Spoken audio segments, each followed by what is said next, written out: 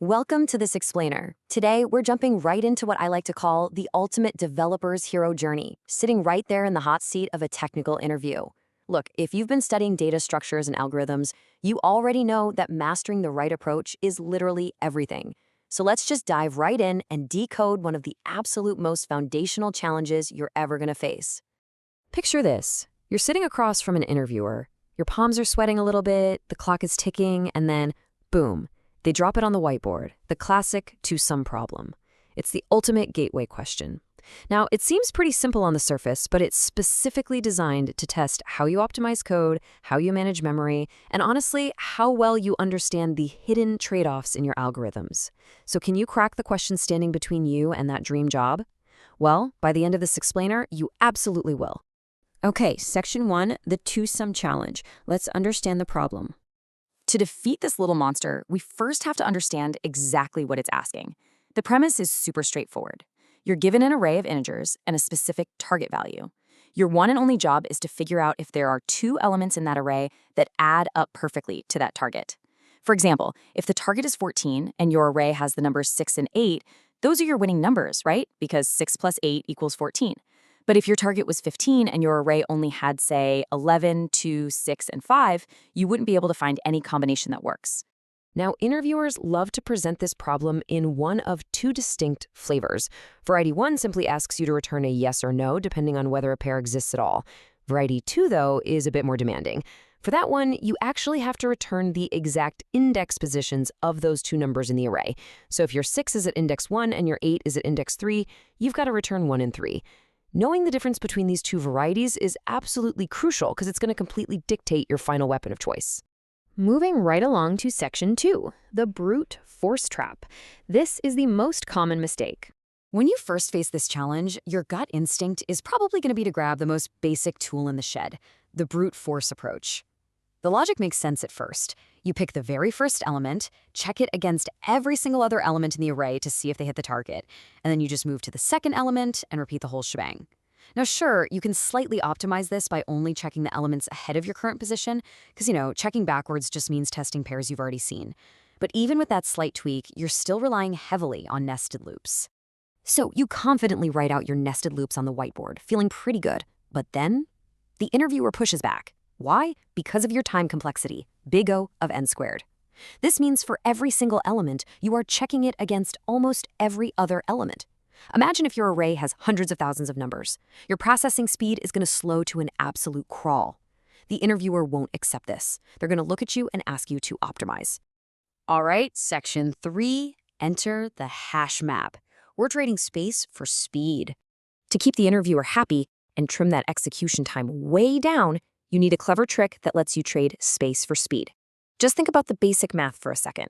If I'm iterating through an array and my target is 14, and I'm currently staring at the number 8, I don't need to randomly search the rest of the array. Basic subtraction tells me the exact number I'm hunting for. It's 6. So instead of a clunky nested loop, you literally just do a single pass through the array. As you visit each element, you store it, along with its index, right into a hash map. Think of this hash map like a giant memory bank. When you hit the number 8, you just ask your memory bank, hey, have I seen a 6 yet? Because the hash map gives you near instant lookups, you can check your past iterations without having to loop through them all over again. It's a real game changer. By simply looking backward into that hash map, boom, you've brilliantly slashed your time complexity from O of n squared right down to O of n. You only iterate through the elements once. Now, the trade-off here is that building this memory bank requires extra space. Specifically, it takes O of n space complexity to store all those elements in your computer's memory. But honestly, for most interviewers, this is an incredibly strong, optimal solution. Which brings us to section 4, the no memory twist. Brace yourself for a massive curveball. Right when you think you've nailed it, the interviewer suddenly throws you a massive curveball. They look at your beautifully efficient O of n solution and say, that's great, but can you solve this without using a map data structure? Just like that, your brilliant hash map is completely useless. Your space complexity needs to be brought down to 0 extra space, and you are forced to pivot your entire strategy. This leads us to section 5, the two-pointer strategy. It's time for pure algorithmic logic. Since we can't use extra memory to build that memory bank, our very first step is to sort the array from lowest to highest. Once it's sorted, we place a left pointer at the very start of the array and a right pointer at the very end. Then we just add the values at those 2 pointers together and check the sum against our target. Depending on what that result is, we shift our pointers inward. It acts almost like a closing vice, narrowing right in on our exact target sum. Here's the absolute genius of the 2-pointer strategy on a sorted array. If your current sum is lower than the target, well, you obviously need a bigger number.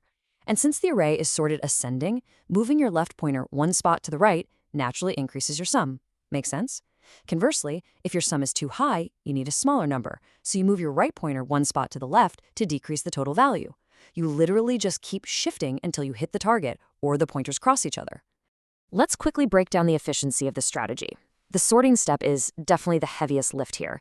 Taking the standard O and n log n, time required for most sorting algorithms. The pointer traversal itself is just a single pass, which is O of n. So your overall time complexity rounds out to O and n log n. Now, it's not quite as blazing fast as the O and n hash map, but look at the space complexity. It's O of 1. Because you aren't building a memory bank, you're using 0 extra space. You've successfully completely neutralized the interviewer's curveball. Finally, section 6, winning the interview. It's all about knowing the trade-offs. As the interview wraps up, you need to prove that you know exactly which tool fits which job. Remember those 2 varieties we talked about at the beginning? Well, you can confidently explain to the interviewer that while the 2-pointer method is phenomenal for variety 1, where they just want a simple yes or no, it actually falls apart entirely for variety 2. Why? Because sorting the array destroys the original index positions of all the numbers. If they absolutely need the exact original indexes returned, the hash map remains the supreme optimal choice. Seriously, take a mental screenshot of this matrix right now. It perfectly sums up our whole journey today. Brute force gives us O of n squared and should honestly be avoided like the plague. The hash map gives us that blazing O(n) speed, but requires O(n) space, making it perfect for finding exact indexes. And finally, the 2-pointer method gives us O(n) log n speed with O(n) space, making it the undeniable king of the yes or no variety. Knowing these specific trade-offs, that is exactly what turns a junior developer into a hired engineer. So, you've confidently navigated the trade-offs, dodged the traps, and completely crushed the 2-sum whiteboard challenge.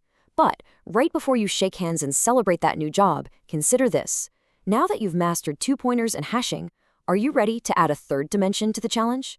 What happens when the interviewer smiles, erases the board, and asks you to solve 3-sum? I'm going to leave you to ponder that puzzle. Keep practicing, keep optimizing, and thank you so much for joining me for this explainer.